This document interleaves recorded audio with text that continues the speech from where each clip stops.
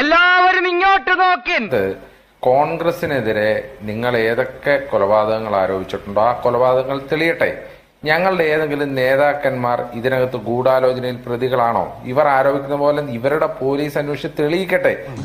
അവനാണ് ആൺകുട്ടി. ഞങ്ങൾക്ക് ഒരു സംശയവും വേണ്ട. ഏതെങ്കിലും കോൺഗ്രസ്സുകാരൻ ഇതിനകത്തൊക്കെ പെട്ടിട്ടുണ്ടെങ്കിൽ ഞങ്ങൾ അവരെ പൂർണ്ണമായി തള്ളി പറയും.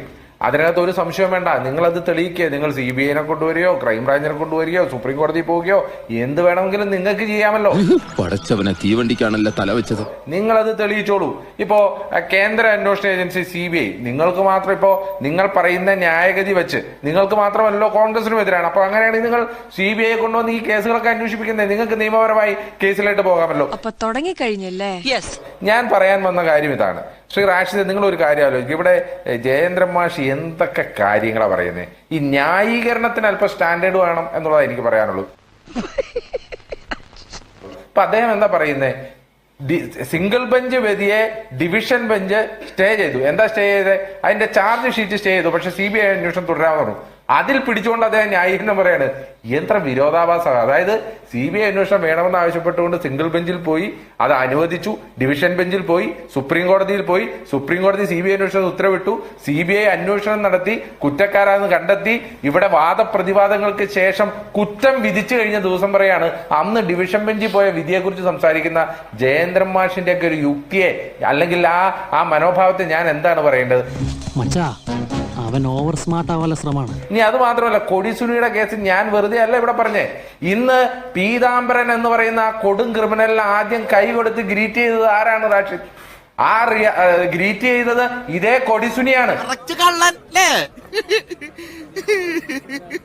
ഈ കൊടിസുനി എന്തിനാ കോടതി വന്നതെന്നറിയാവോ? TP ചന്ദ്രശേഖരൻ വധക്കേസിന്റെ കാര്യത്തിനല്ല, ഫസൽ വധക്കേസിൽ പ്രതിയായി കൊടിസുനി എന്ന് പറയുന്ന ആ പക്കാ ക്രിമിനൽ അയാൾ ആ കോടതി വരാന്തയിൽ വെച്ച് പീതാംബരന് കൈ കൊടുക്കുന്നു, പീതാംബരനുമായിട്ട് സല്ലപിക്കുന്നു. ആ പീതാംബരനുമായിട്ട് സംസാരിച്ചു പോകുന്ന ദൃശ്യങ്ങൾ നമ്മൾ കണ്ടതല്ലേ?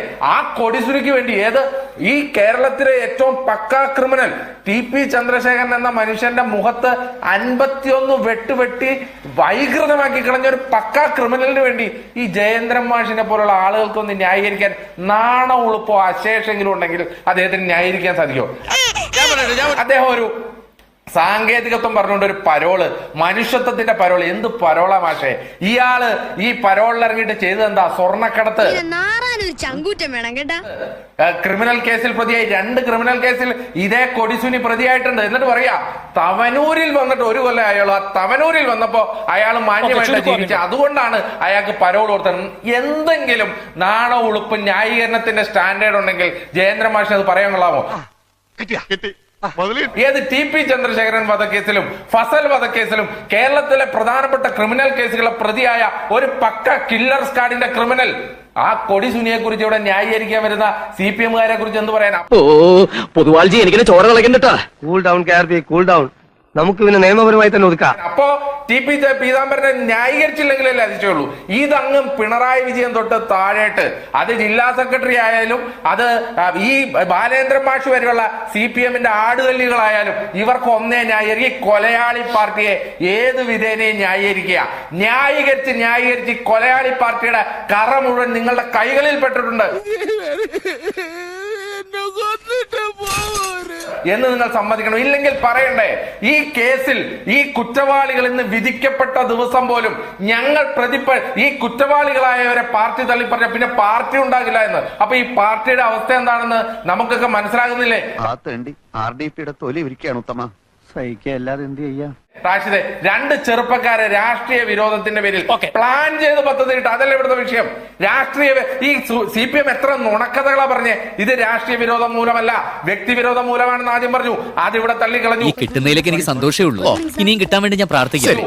ഇവർ പാർട്ടിക്ക് പങ്കില്ല എന്ന് പറഞ്ഞു, അതിവിടെ തള്ളിക്കളഞ്ഞു. പാർട്ടി സംരക്ഷിക്കില്ല എന്ന് പറഞ്ഞു, ഇന്ന് അതും തള്ളിക്കളഞ്ഞു. ഇങ്ങനെ നഗ്നരായി പൊളിറ്റിക്കൽ നെയ്ഡായി ഇന്ന് കേരള സമൂഹത്തിന്റെ മുമ്പിൽ വന്നു നിൽക്കുന്ന നിമിഷത്തിലും ന്യായീകരിക്കാനുള്ള നിങ്ങളുടെ ആ ഒരു മനസ്സും ആ ഉളുപ്പും ഉണ്ടല്ലോ, അത് സത്യം പറഞ്ഞാൽ മൃഗങ്ങൾക്ക് പോലും നാണക്കേടാണ് എന്ന് മാത്രമേ ഈ CPM-ന്റെ ഈ സമയത്ത് കോൺഗ്രസിന്റെ ഇതിനകത്ത് CPM-ന്റെ കാസർഗോഡ് ജില്ലാ സെക്രട്ടറി അദ്ദേഹം വളരെ കൃത്യമായിട്ട് കാര്യങ്ങൾ പറഞ്ഞു. ഈ പ്രതികളാക്കപ്പെട്ടവരെയൊക്കെ പാർട്ടിയിൽ നിന്ന് ഒഴിവാക്കിയ പിന്നെ പാർട്ടി കാണില്ല എന്ന് പറയും. അതുകൊണ്ട് വളരെ സത്യമാണ്. കാരണം CPM എന്ന് പറഞ്ഞാൽ ഒരു കൊലയാളി പാർട്ടിയാണ്.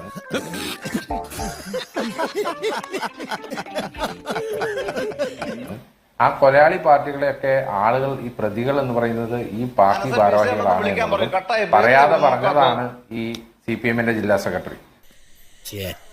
അതിന്റെ തന്നെ അബിൻ തുടരാം, കേൾക്കാം. അതിന്റെ തന്നെ ഒരു തുടർച്ചയായിട്ട് വേണം നമ്മൾ കാണാൻ. ശരി, അതിന്റെ തന്നെ ഒരു തുടർച്ചയായിട്ട് വേണം നമ്മൾ കാണാൻ. എറണാകുളം CPM-ന്റെ ജില്ലാ സെക്രട്ടറി ഈ പ്രതികളെ കണ്ടിട്ട് പറഞ്ഞത്, പ്രതികളല്ല കുറ്റക്കാരെ കണ്ടിട്ട് പറഞ്ഞത്, ഇവരൊക്കെ പാർട്ടിക്കാരല്ലേ എന്നുള്ളൊരു ചോദ്യമാണ് ചോദിച്ചത്. എന്ന് പറഞ്ഞാൽ പാർട്ടി അറിഞ്ഞുകൊണ്ട് പ്ലാൻ ചെയ്ത് പദ്ധതിയിട്ട് നടപ്പിലാക്കിയ കൊലപാതകമാണ് ഇത് എന്നുള്ള കാര്യത്തിൽ മറ്റൊരു സംശയവും വേണ്ട.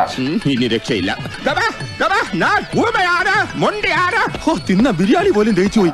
ഇതിനകത്ത് പാർട്ടിക്ക് ബന്ധമില്ല, പീതാംബരനെ പുറത്താക്കി എന്നൊക്കെ പറഞ്ഞ് ഇനി തൊടു ന്യായങ്ങൾ ദയവായി CPM ഇപ്പോഴും മുന്നിട്ട് പറയരുത്. ഞങ്ങള് പഴയ ഫ്രണ്ട്സാ, ഉറക്കം വന്നോണ്ട് തോളിലിട്ടതാ. 2 ഓലക്കീറോ വെള്ള തുണി എടുത്തോളൂ, എന്നെ മൂട.